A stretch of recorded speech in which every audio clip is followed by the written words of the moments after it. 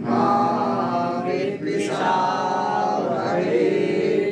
ओम शांति शांति शांति। ओम पूर्णमिदं पूर्णात् पूर्णमुदच्यते पूर्णस्य पूर्णमादाय पूर्णमेवावशिष्यते। ओम शांति शांति शांति। शंकरं शंकराचार्यं केशवं बादरायणं सूत्रभाष्य कृतो वन्दे भगवन्तो पुनः पुनः। ईश्वरो गुरुरात्मेति मूर्तिभेद विभागिने व्योमवद्व्याप्तदेहाय दक्षिणामूर्तये नमः। सदाशिवसमारम्भां शङ्कराचार्यमध्यमाम् अस्मदाचार्यपर्यन्तां वन्दे गुरुपरम्पराम्। श्रुतिस्मृतिपुराणानाम् आलयं करुणालयं नमामि भगवत्पादं शङ्करं लोकशङ्करम्।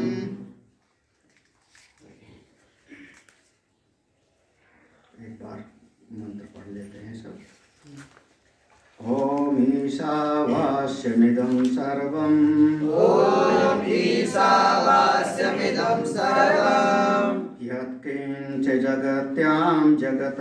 यत्किंच जगत्यां जगत्। तेन त्यक्तेन भुञ्जीथा। तेन त्यक्तेन भुञ्जीथा। मा गृधा कस्य स्विद्धनम्। मा गृधा कस्य स्विद्धनम्। कुर्वन्नेवेह कर्माणि। कुर्वन्नेवेह कर्माणि। जिजीविषेच्छतं समाः। जिजीविषेच्छतं समाः।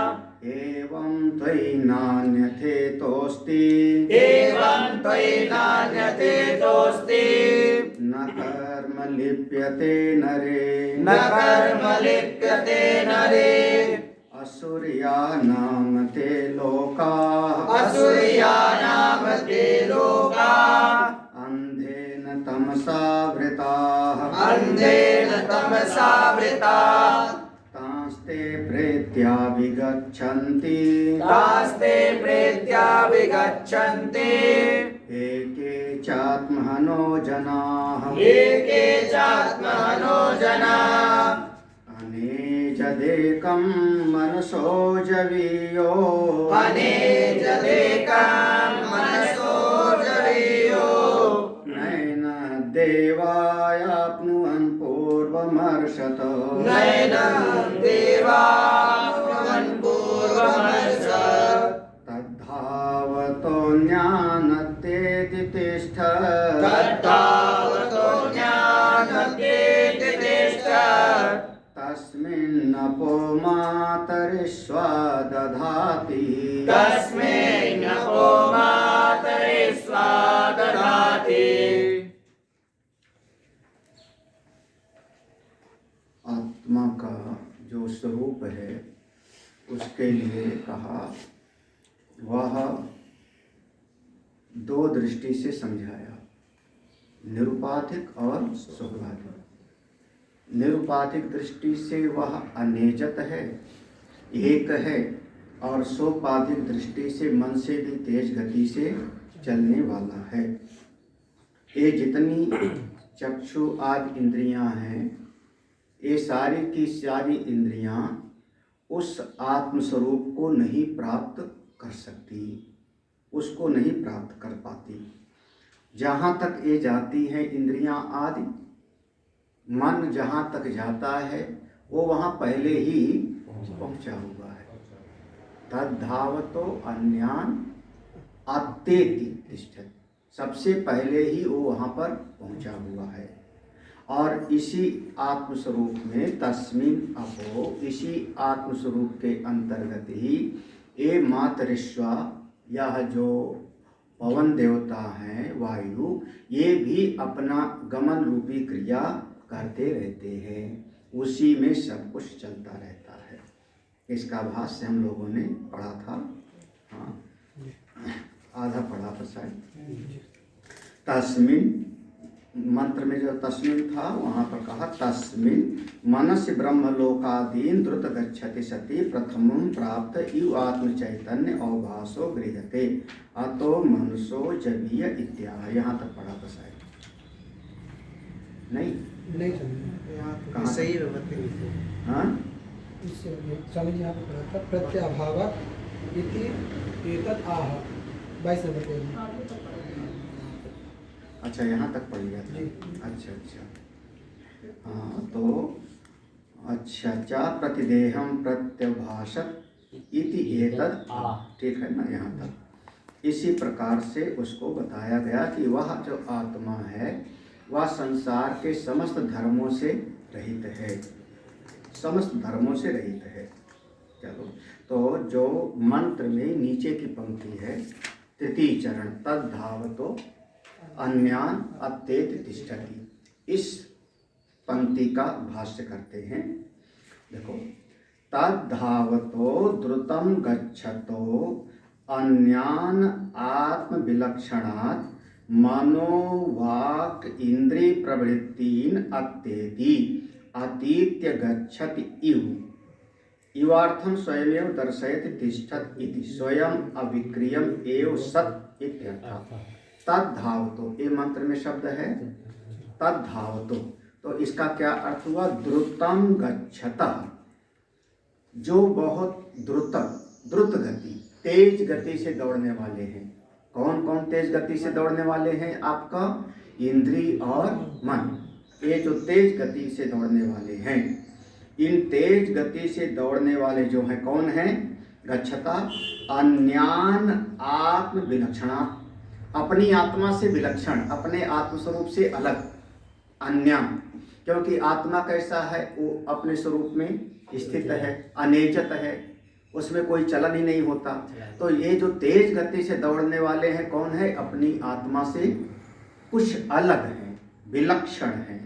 कौन? देखो, मनोवाक इंद्रिय प्रवृत्ति, मन वाणी आदि, ये जितनी भी 10 इंद्रियां हैं, ये सब का सब जब चलती हैं तो अत्येति, मंत्र में है अत्येति, उसका अर्थ हुआ अतीत गच्छति इव, मान लो ये जो है आत्मा इन सब को पार कर जाता है। अतीत्य माने इनको पार करके उस पार पहुंच जाता है। ये मन जब चलता है, इंद्रियां जब चलती हैं, तो मन और इंद्रियां जब अपनी वेग से दौड़ती हैं, तो चाहे जितना वेग से दौड़ें, मान लो कि आत्मा इन सब को पार करके वहां पहुंच जाता है। मान लो, इसीलिए कहा इव गच्छति इव। वैसे आत्मा कहीं जाता होता नहीं, आत्मा तो अपने स्वरूप में स्थिर है, तो इसलिए इव माने मान लो कि ऐसा होता है, मान लो कि ऐसा जाता है। क्यों? देखो, कह रहे हैं इव का मतलब क्या हुआ? इवार्थम, इव का अर्थ क्या हुआ? स्वयमेव दर्शयति, इव अर्थम स्वयमेव दर्शयति, श्रुति, यहाँ पर एक शब्द ला लो, श्रुति। तो इव शब्द का अर्थ स्वयं ही श्रुति दिखा रही है। कैसे? तिष्ठद इति, मंत्र में है ना जी, तद्धावतो अन्यान अत्येति तिष्ठत, तो तिष्ठत लिखा है ना, तो आत्मा अपने स्वरूप में रहते हुए ही, अविक्री रहते हुए, अचल रहते हुए ही, मान लो कि ये मन जाता है, इंद्रियां जाती हैं, तो इनको पार करके पहुंच जाता है। अरे जहां भी जाओगे, जैसे आकाश, कल भी दृष्टांत लिया था, आकाश, हाँ, जहां भी जाओगे आकाश पहले पहुंचा है, तो ऐसे आत्मा सर्वव्यापक है। अब चूंकि आत्मा सर्वव्यापक है, तो मन चाहे जितना तेज गति से जावे, जहां जावेगा आत्मा तो वहां है। अब अगर इसको दूसरी दृष्टि से देखा जाए ना, तो पुराण में कथानक है ना कि नारद जी ने विचार किया कि भगवान श्री कृष्ण 16,000 रानियों को कैसे संभालते होंगे। कथा में सुना था ना, 16,000 रानियों को कैसे संभालते होंगे। तो रुक्मिणी के महल में गए तो वहाँ भगवान दिखाई पड़े। फिर उसके बाद सत्यभामा के महल में गए, वहाँ भी भगवान दिखाई पड़े। तो जितने महल में गए सब जगह पर भगवान दिखाई पड़े। इसका मतलब क्या हुआ कि नारद जैसे मन चाहे जितना चले, वो आत्मा सर्वव्यापक होने के कारण वो सर्वत्र एक स्वरूप में अवस्थित है। ठीक है। तो इव का आत्मा ने तिष्ठत इव, मान लो अपने स्वरूप में स्थित रहते हुए ही वो चला जाता है। आत्मा कैसा? स्वयं अविक्रियम एव सत्। आत्मा में कोई विकार नहीं है। ये मत समझना कि आत्मा दौड़ रहा था, जैसे कछुआ चलता था धीमे से, खरगोश तेज गति से दौड़ा, उससे ज्यादा तेज गति से हिरन दौड़ा, यही कहना। ऐसा नहीं है। आत्मा अपने स्वरूप में स्वयं अविक्रियम एव, अविक्रिय स्वरूप में रहते हुए ही इन सबको पार कर जाता है। कैसे? आकाशवत। ये पूरा का पूरा पंक्ति का अर्थ हो गया। तद धावतो अन्यान अत्येति तिष्ठति। तात धावतो, ये जो दौड़ने वाली चीजें हैं, कौन? इंद्रिय और मन, ये दौड़ने वाली चीजें हैं, है ना। कैसी है? अन्यान, आत्मा से अलग, अपने आत्म स्वरूप से पृथक, ये इंद्रिय आदि। तो अत्येति, मान लो कि इनको पार करके वो पहुंच जाता है। अब नीचे की पंक्ति में आ जाओ। तस्मिन् नपो मातरिश्वा दधाति। तो नीचे की पंक्ति का अर्थ थोड़ा सा लंबा है, अभी थोड़ा ध्यान से पढ़ोगे तो। तस्मिन्, देखो तस्मिन् का अर्थ हुआ आत्म, तस्मिन् आत्म तत्वे सति नित्य चैतन्य स्वभावे मातरिश्वा, मातरि अंतरिक्षे स्वयति गच्छति इति मातरिश्वा। वायु सर्व प्राणवृत्त क्रियात्मको यदाश्रयाणि कार्यकरण जातानि यस्मिन् ओतानि प्रोतानि च यत सूत्र संज्ञकम सर्वस्य जगतो विधारायित्र समातरिश्वा। यहाँ तक है, यहाँ तक है। हाँ, तो देखो तस्मिन्, उसी आत्मा के, आत्म तत्वे सति, उसी आत्म तत्व, वहां पर है ना तस्मिन् लिखा ना मंत्र में। तस्मिन् माने कौन? आत्म तत्वे सति, उसी आत्म तत्व के भीतर। अब वैसे कैसा आत्म तत्व? नित्य चैतन्य स्वभावी, वो जो अपना आत्मा नित्य चैतन्य स्वरूप है, उसी अपनी आत्मा के भीतर ही यह मातरिश्वा अपना कार्य करता। जैसे हम कह सकते हैं आकाश के अंदर ही सारा कार्य हो रहा है, वैसे उसी आत्म स्वरूप के भीतर ही मातरिश्वा अपना काम कर रहा है। अगर मातरिश्वा क्या चीज है, मातरिश्वा क्या चीज है, तो उसके लिए समझो। मातरिश्वा में दो शब्द है। हाँ, मातरि, मातरि धनिश्वा है ना, मातरिश्वा। तो देखो कहते हैं मातरि, सबसे मातरिश्वा माने, अब मातरिश्वा का अर्थ करते हैं। मातरि पहला शब्द है। मातरि माने अंतरिक्षे, इसी अंतरिक्ष में। फिर स्व, मातरि धनिश्वा, मातरिश्वा। तो स्वयति, स्वयति माने गच्छति इति मातरिश्वा। मातरि का अर्थ होता है अंतरिक्ष, स्व माने चलने वाला। तो इसी अंतरिक्ष के अंतर्गत चलने वाला जो है, उसी का नाम हो गया मातरिश्वा। मतलब क्या? वायु। इस अंतरिक्ष के अंतर्गत चलता कौन है? वायु। तो ये वायु कैसी है? इसका दो स्वरूप होगा। वायु का दो स्वरूप, एक अध्यात्म और एक अधिदैव। जैसे कई बार पढ़ा ना कि व्यष्टि में और समष्टि में दो स्वरूप होता है हर चीज का, व्यष्टि में और समष्टि में। तो इसका जो व्यष्टि में स्वरूप है वायु का, अपना हो गया प्राण, ये अध्यात्म में हो गया। और समष्टि में हो जाएगा हिरण्यगर्भ, पूरे जगत को संचालित करने वाला। वही अपने व्यष्टि में प्राणवायु और समष्टि में, जैसे समष्टि प्राण का नाम ही हिरण्यगर्भ कहा गया ना, बताया ना, ये बृहदारण्यक भूल मत जाना। समष्टि प्राण को ही वहां पर हिरण्यगर्भ कहा ना। तो व्यष्टि प्राण हमारा ये, और समष्टि प्राण माने हिरण्यगर्भ। तो ये 2 स्वरूप हो गया। तो ऐसे ही यह जो देखो वायु सर्व तस्मिन माने उसी नित्य चैतन आत्मस्वरूप आत्मा के अंतर्गत ही ये मातरिस्वा यानी अंतरिक्ष के भीतर चलने वाला यह प्राणवायु। कैसे वायु क्या करता है? वायु सर्व प्राणवृत, ये वायु सभी को प्राण शक्ति देता है। अरे प्राण शक्ति होती है तो क्रियात्मक ये कार्य करने में आप समर्थ होंगे। और इसी प्राण वायु का आश्रय लेकर के यद आश्रयाणि कार्य करण जातानि, इसी प्राण वायु को लेकर के आपका ये कार्य करण अपना अपना काम करता रहेगा। कार्यकरण माने कार्य माने शरीर और करण माने इंद्रिय। पहले भी पढ़ाया था कार्य करण संघात, कार्य माने शरीर और करण माने इंद्रिय। तो ये कार्य करण पूरा का पूरा शरीर और इंद्रिय आदि आपका काम करता रहता है। किसके आश्रय पर?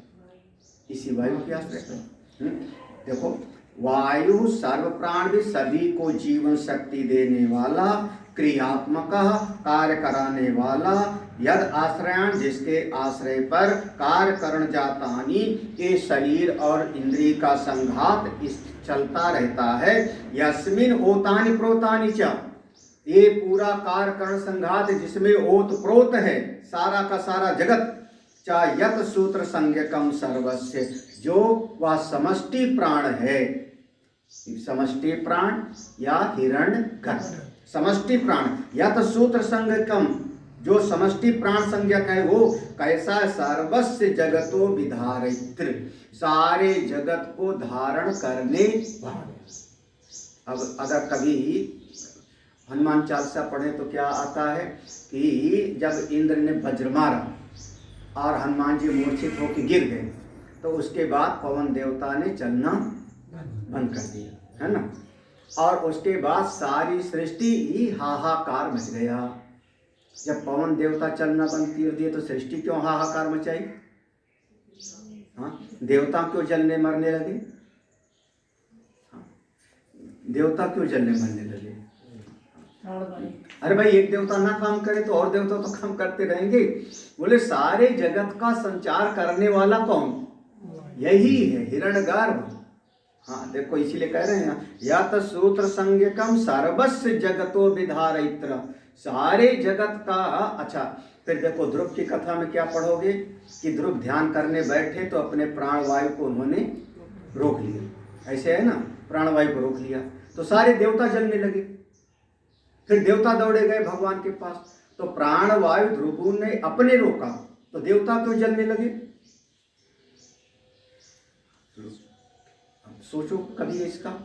ध्रुव ने अपने प्राण वायु को रोका ना, हाँ अपने प्राण वायु को रोका। वहां जो शेर बाघ है उसके थोड़े रोका है, अपने प्राण वायु को रोका तो सारे देवता क्यों जलने लगे?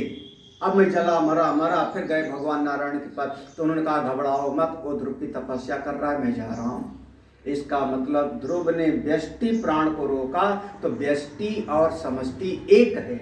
जब आपने व्यष्टि प्राण को रोक लिया तो समष्टि प्राण भी रुक जाता है। तो सारे जगत का संचार करने वाला, शक्ति देने वाला कौन? ये समष्टि प्राण, समष्टि वायु वही है जिसका एक नाम हम कहते हैं हिरण्यगर्भ।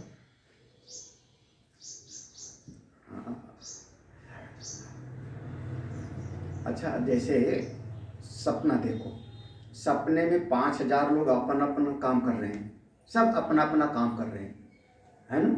और सपने में हम भी अपना काम कर रहे हैं, सपने में हम भी अपना काम कर रहे हैं। और हमको थोड़ा सपने में कोई गुरुजी मिल गए और सपने में हमको गुरुजी ने बताया जो तुम ये जो हंस और रो गा रहे हो ये तुम सही नहीं हो, तुम तो लेटे हुए हो चारपाई पर सपना देख रहे हो। अच्छा हम सोच ले में कि तुम लोग मेरा कहना नहीं मान रहे हो, 500 लोग, मैं उठने जा रहा हूँ, जगने जा रहा हूँ। तुम 500 लोग जो यहाँ सपने में घूम रहे हो, अब मैं जानता हूँ, तो मैं कहूँ कि मैं जगने जा रहा हूँ अब, तो 500 क्या कहेंगे जो वहाँ काम कर रहे हैं? हाँ महाराज आप जग गए तो हम सब का सब गायब, क्योंकि सपना टूट जाएगा। इसलिए आप कृपा करो, आपकी करुणा से हम सब अपना अपना काम करें। उसी प्रकार से वह हिरण्यगर्भ हिरण्यगर्भ समझ लो सपना देख रहा है, उसके अंतर्गत हम सब लोग हैं। वो जब सो गया तो सारी सृष्टि प्रलय, वो जग गया तो सृष्टि प्रारंभ हो जाती है। तो सारे जगत का प्राण शक्ति धारण करने वाला कौन? वह सूत्र संज्ञक। सूत्र संज्ञक माने हिरण्यगर्भ समष्टि, वही सारे जगत का पालन पोषण करता है। तो अब पूरा का पूरा इस पंक्ति का देखना फिर से, आप गहराई समझ। मंत्र में था ना तस्मिन अपो मातर ईश्वर, बताती ऐसे ना, इसी तस्मिन माने उस आत्मा के अंतर्गत ही, वो चैतन्य स्वरूप आत्मा के अंतर्गत ही यह व्यष्टि प्राण और समष्टि प्राण, ये दोनों उसी के अंतर्गत अपना अपना कार्य करते। आत्मा के होने पर ही ये सब अपना अपना काम करेंगे। अगर आत्मा ना हो तो भीतर से जीवात्मा चला जाओगे और उसके बाद भी वो अस्पताल वाले वेंटिलेटर पे रख करके हवा देते रहें, क्या करेगा शरीर? वायु तो चला रहे हैं, वेंटिलेटर पे सांस चलती रहती और अंदर से आदमी मर गया। डॉक्टर भी जानते हैं कि मर गया है, लेकिन अभी कह देंगे तो रोज जो 10,000 50,000 मिल रहा है, पैसा नहीं मिलेगा, तो 3-4 दिन वो भी जो है मरे हुए आदमी को भी अस्पताल में रखते हैं और परिवार वाले को कहते हैं कि घबराओ मत, कोमा में है, हाँ होश आ जाए, जानते हैं कि मर गया है। तो वो 3-4 दिन उसकी सांस तो चल रही, मशीन से लगा हुआ है, दिख रहा है मशीन पर, वो ग्राफ भी बन रहा है और भीतर वाला मर गया है। हाँ तो जब वो चला गया तो फिर ये प्राण वायु आपकी क्या कर सकती है? तो उसी के होने पर ये प्राण वायु भी आपका काम अपना अपना करती। व्यष्टि वायु प्राण हमारे भीतर की और समष्टि हमारे भीतर की जो है, उसको हम 5 नाम देते हैं, प्राण अपान व्यान उदान समान। समष्टि में नाम हो गया हिरण्य, सारे जगत का पालन पोषण। वहां पर एक शब्द है अपह, तस्मिन अपो, मंत्र में तस्मिन नपो, वहां पर है ना मंत्र में तस्मिन नपो, तो तस्मिन धन अपह, अपह वहां विसर्ग का ओ बनता है, तो तस्मिन धन अपह। तो उसको देखो अपह का अर्थ क्या करें? अपह कर्माणि प्राणी नाम चेष्टा लक्षणान अग्नि आदित्य पर्जन्य आदि नाम ज्वलन दहन प्रकाश अभिवर्षण आदि लक्षणानि दधाति विभजति इत्यर्थः। बहुत बढ़िया शब्द कह दिया। लो, अपा का अर्थ हुआ, अपा शब्द है, देखो 2 ही अक्षर है, आ और पा। अप का एक अर्थ जल भी होता है ना। यहाँ पर अपा का अर्थ हुआ, यहाँ अपा का अर्थ है कर्माणि प्राणिनाम चेष्टा लक्षणानि। आप यहाँ अपा का अर्थ है कर्मा, समस्त कर्मों को करने की शक्ति भी वही आत्मा दे। अब कर्म क्या चीज है? समस्त कर्म, अपमाने कर्म। हाँ, तो जैसे उसमें लिखा है ना तस्मिन नपो, उसी परमात्मा के अंतर्गत समस्त कर्म किए जा सकते हैं। तो कर्म माने क्या हुआ? चेष्टा लक्षणान, ये है कर्म की परिभाषा। कर्म माने क्या? प्राणी नाम चेष्टा लक्षणान। आपका जो हाथ पांव हिलता डुलता है, इसी का नाम तो कर्म है। आपकी आंख देखती है, इसी का नाम कर्म है। आपका कान सुनता है, इसका नाम कर्म है। पांव चलता है, इसका नाम कर्म। अगर आप कुछ ना बिल्कुल हिलो डुलो ना, तो आंख ना देखे, हाथ पांव ना काम करे, अरे श्वास भी कर्म ना करे तो मर गए फिर। तो प्राणी नाम चेष्टा लक्षणानि, आपकी जितनी भी चेष्टाएं होती हैं वो सब का सब उसी आत्मा के, उसी आत्मा में ही सारे आपके जीवन क्रिया चल रही है। वैसे समष्टि में भी वो आत्मा है। देखो दोनों भाव में, व्यष्टि और समष्टि में, अपने भीतर भी और समष्टि में जब वो आत्मा है तो ये जितने देवता आदि है अपना अपना काम करते हैं। आपकी इंद्रियां अपना काम करती रहती, देवता अपना काम करते रहते। कौन से देवता? अग्नि आदित्य पर्जन्य, 3 देवता का नाम दिया। अग्नि आदित्य पर्जन्य आदि नाम, और भी देवता को आदि कह दिया। तो अग्नि क्या करती है? ज्वलन, ज्वलन है ना, ज्वलन दहन, जला देगी, भस्मीभूत कर देगी। आदित्य क्या करेंगे? प्रकाश देंगे। फिर पर्जन्य क्या करेगा? मेघ। अभिवर्षणादि लक्षणानि दधाति विभजति इत्यर्थ। ये सब सारे देवता अपना अपना आदित्य प्रकाश देंगे, अग्नि जलाती रहेगी, सूर्य देवता प्रकाश देते रहेंगे, सब अपना अपना काम करते रहते। कब? जब वह आत्मस्वरूप है तब।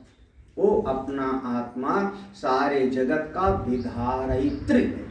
विधारयित्री माने सबका भरण पोषण करने वाला, सबको सत्ता देने वाला, सबको अस्तित्ववान करने वाला, वो अपना आत्मस्वरूप है। उसी को आप ध्यान में लाओ। अच्छा, अब एक अर्थ और कहते हैं अलग से। धारयति इति वा शब्द आया ना, वा माने अथवा। फिर से एक दूसरा भी अर्थ हो सकता है। धारयति इति, वह आत्मा ही सबको धारण कर रहा है। पहला अर्थ किया कि उसी के भीतर, तस्मिन, उसी आत्मा के भीतर ही, नित्य चैतन्य आत्मा के भीतर ही या व्यष्टि प्राण भी चलता है और समष्टि प्राण भी चलता है। ये भी अपनी क्रिया करता है और वो भी अपनी करता है। कौन? सबका सब उसी आत्मा के अंदर सारे कार्य अपना अपना कार्य कर रहे हैं। अग्नि अपना कार्य कर रही है, आदित्य अपना कार्य कर रहे हैं, पर्जन्य अपना कार्य, ठीक है ना। एक तो एक उसके भीतर सब। दूसरा अर्थ कर रहे हैं धारयत इव, अथवा ये कहो कि वही सबको कार्य करने की शक्ति दे रहा है।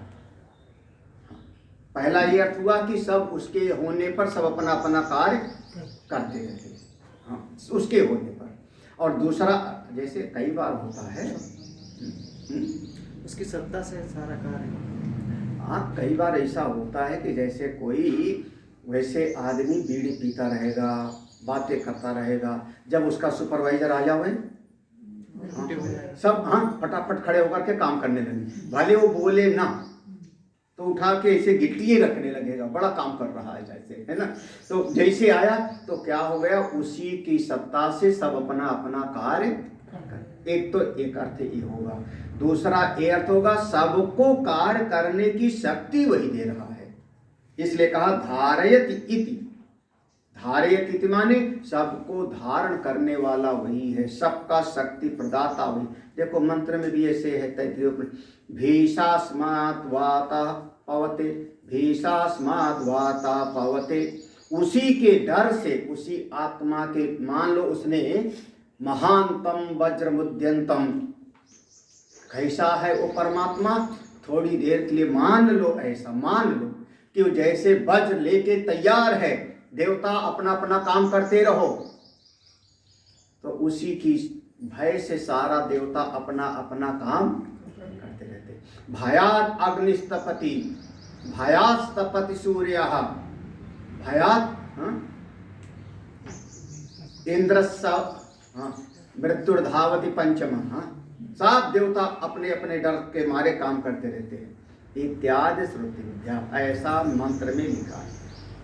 अब ये पूरे मंत्र का अर्थ कहते हैं एक लाइन में। देखो पूरे मंत्र का अर्थ है, सर्वा ही कार्य करणादि विक्रिया नित्य चैतन्य आत्मस्वरूपे सर्वास्पद भूते सती एव भवन्ति इत्यर्थ। इत्यर्थ माने ये अर्थ है कि सर्वा ही, जितनी भी है आपके पास, कौन सा कार्य करण आदि, कार्य और करण बार बार, कार्य माने शरीर, करण माने सब इंद्रियां, कार्य करण आदि विक्रिया, यानी ये सारा जो इनका समूह है, ये नित्य चैतन्य आत्मस्वरूप है। जब नित्य चैतन्य स्वरूप अपना आत्मा सर्वास्तभूते सती, सती माने होने पर, सबका प्रेमास्पद, सबका परम प्रिय, ये नित्य चैतन्य आत्मा जब होता है तो इसके होने पर ही आपका कार्यकरण संघात अपना अपना काम करता है। बिल्कुल सार रूप में ये है ना। सर्वा ही कार्यकरणादि विक्रिया, कार्यकरण रूपी संघात जितना भी है, ये जब आपका नित्य चैतन्य स्वरूप आत्मा है तो इसके होने पर ये सब अपना अपना काम करते हैं, और ना होवे तो ये सब अपना अपना काम नहीं करेंगे। जैसे व्यष्टि में ऐसे समष्टि में पूरा का पूरा। वो आत्मस्वरूप है तो देवता आदि सारा काम करते रहते हैं, वो ना होवे तो कोई अपना अपना कार्य करने में समर्थ नहीं होगा।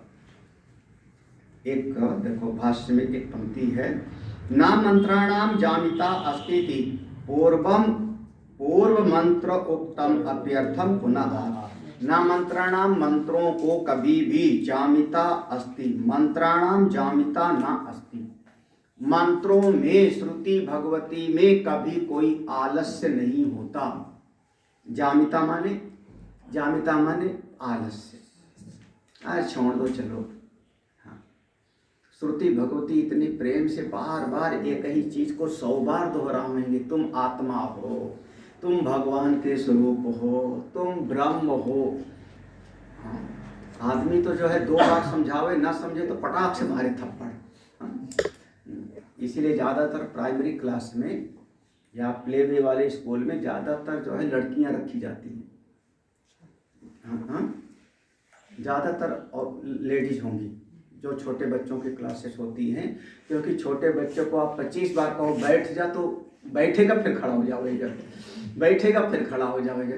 आदमी होगा तो थोड़ा गुस्से वाला तो फटाफट पीट देगा और जो स्त्री होती है थोड़ी ममता में 25 बार बिठावेगी, फिर उसको जो है ऐसा करेगी।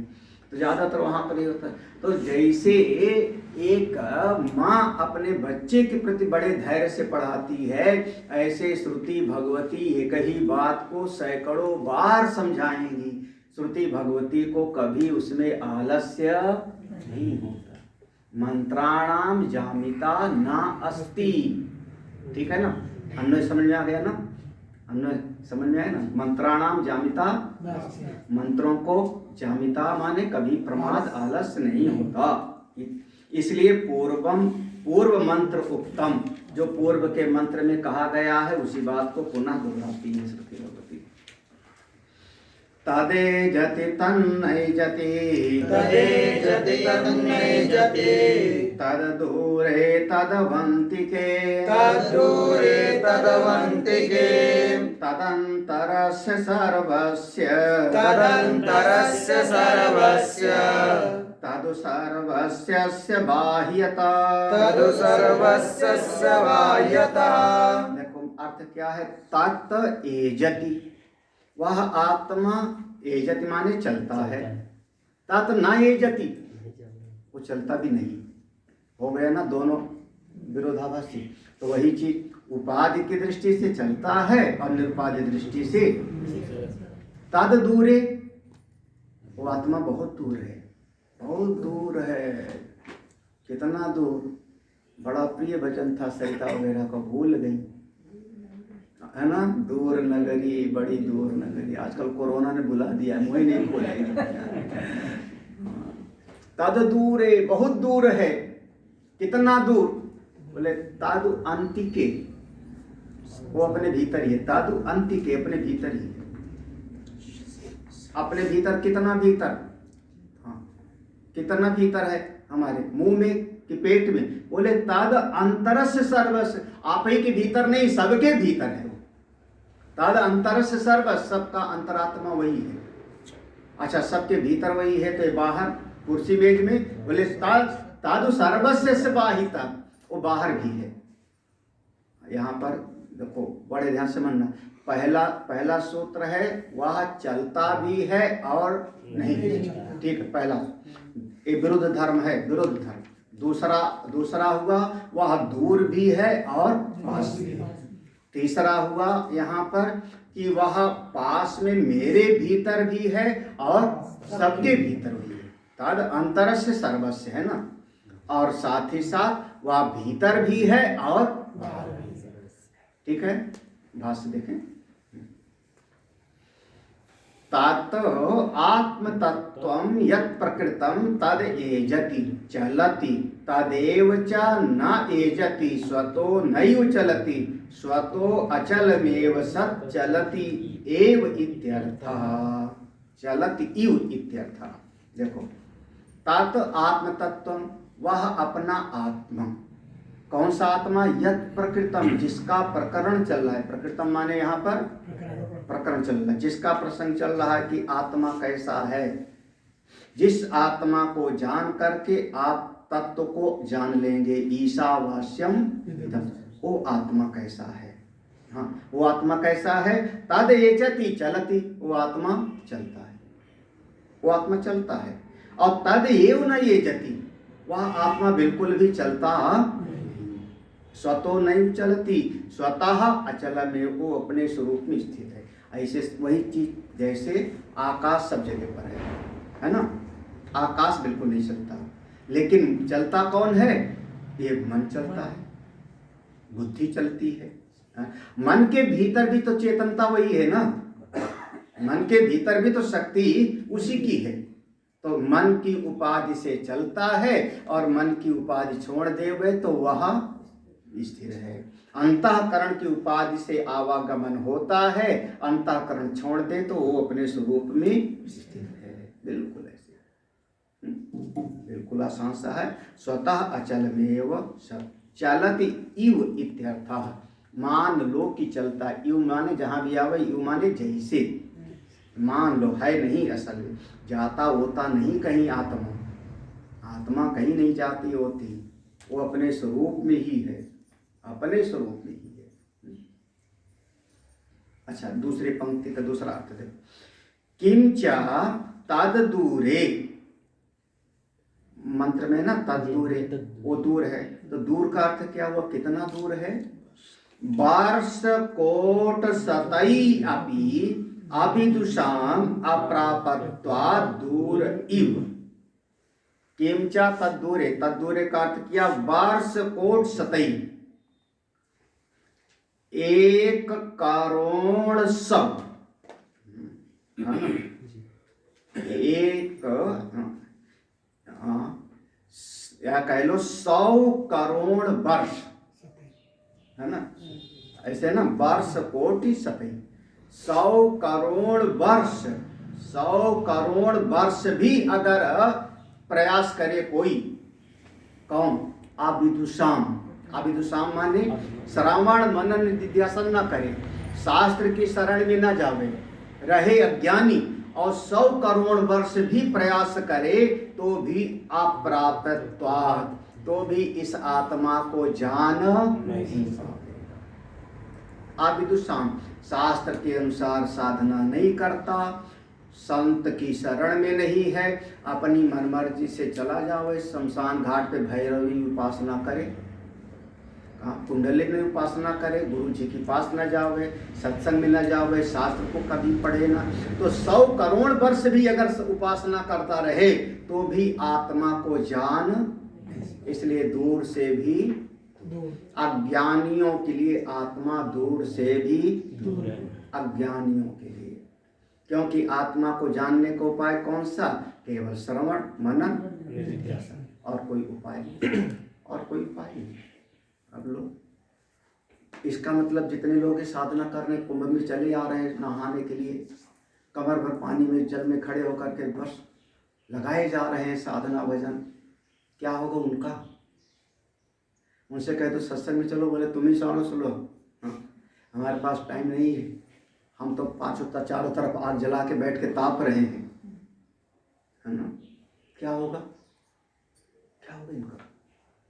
आत्मा उनके लिए दूर से भी दूर, चाहे जितना कोई कर ले, चाहे जितना कोई कर ले। अगर श्रुति, इसलिए कहा अविदुषाम, अविदुषाम माने अज्ञानी, जो ठीक से श्रुति और संत की शरण में नहीं है, उसके लिए आत्मा दूर से भी। ऐसे तो पढ़ा कितनी बार है कि 10,000 साल तपस्या किया उसने, यही ना, 10,000 साल तपस्या किया और वो प्रकट हो गए, क्या मचेंगे? तो उसने कहा मुझको अमर कर दो, यही ना, अमर कर दो। इसका मतलब आत्मा को जानते होते तो अमरता का वरदान क्यों मांगते? क्योंकि आत्मा तो पहले से ही अजर है, अमर, वो तो शरीरे को मैं मान रहा है ना। तो 10,000 की तपस्या के बाद भी शरीरे को तो माना ना, तो उसके लिए आत्मा कितना हो गया? दूर से। अच्छा चलो, 10,000 तपस्या किया, 10,000 साल भगवान प्रकट हुए, क्या चाहिए? बोले आप एक जैसा बेटा दे दो। हाँ, भगवान ने कहा मेरे जैसा कोई है ये नहीं है, तो मैं ही आऊँगा तो विष्णु तुम्हारे बाद। हाँ, यही ना। फिर तब भी तो मुक्ति नहीं हुई। मनु थे, फिर वही आकर के, मनु सतयुग में थे, फिर त्रेता में आके बने दशरथ। यही ना। फिर से आपको वही सुख दुख, फिर से वही रोना गाना, फिर से वही हाय हाय। हाँ, कभी किसी कारण से दुखी, कभी किसी कारण से दुखी। पहले श्राप दे दिया, बाण मार दिया शब्द वेदी, तब दुखी। उसके बाद उससे थोड़ा सा उभरे तो शादी नहीं हो रही थी तो दुखी, शादी हो गई तो विवाह बेटा नहीं हुआ तो दुखी। राम राम, तो जिंदगी भर क्या रहे।